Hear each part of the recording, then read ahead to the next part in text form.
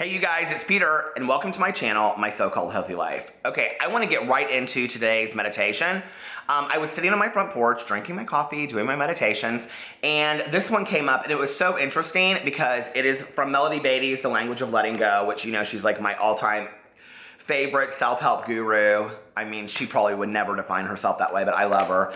And I had actually just gone to Half Price Books 2 days ago and bought a new copy of Codependent No More because it is absolutely, number one, hands down, the book that changed my life the most in context to the entire world, you know?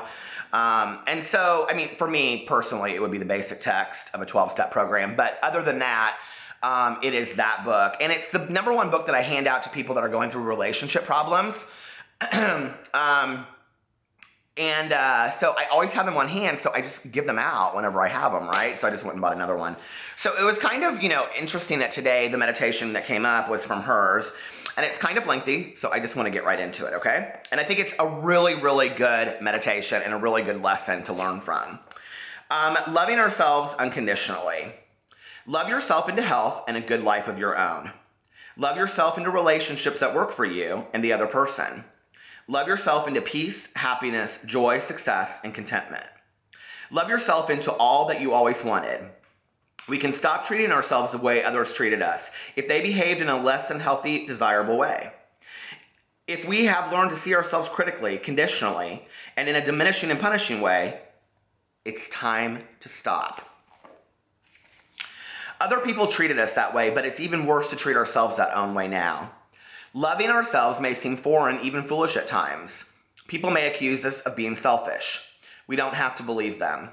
People who love themselves are truly able to love others and let others love them. That's like the most important sentence in the entire passage. I'm going to reread that. People who love themselves are truly able to love others and let others love them.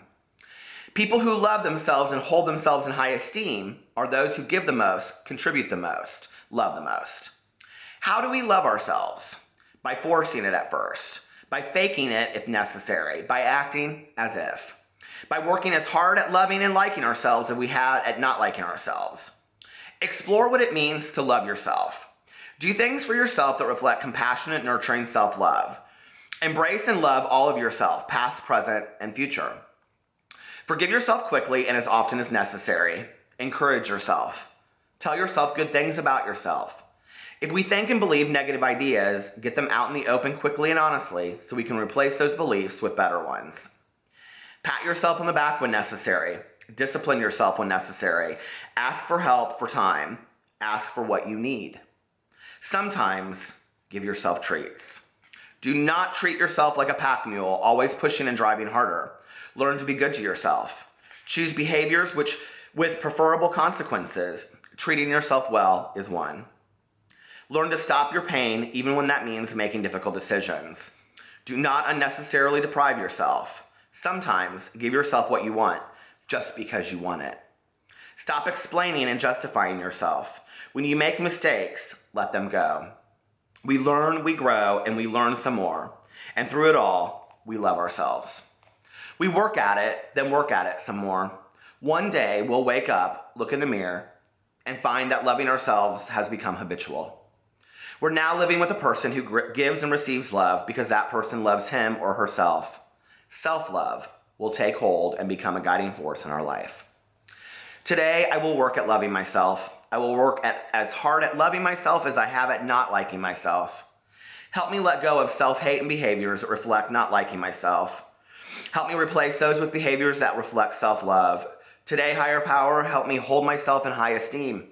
Help me know I'm lovable and capable of giving and receiving love. I mean, it almost kind of brings tears to my eyes, you guys.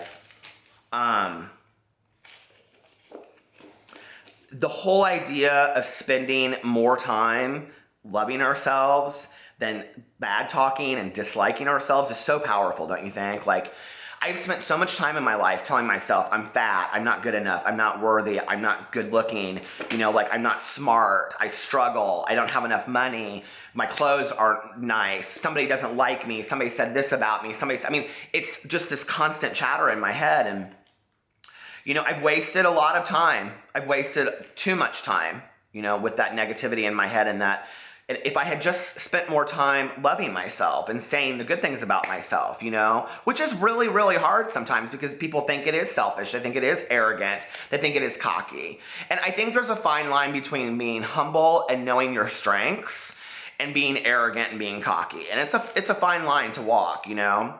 But I think really the lesson in here is love yourself the way that you would love somebody else. And if you do that, then sooner or later you'll love yourself unconditionally. I thought that was probably the best meditation I have read so far in doing these meditations. So I hope you guys got a lot out of that. I love you. I hope you love yourself, and I will see you tomorrow. Bye.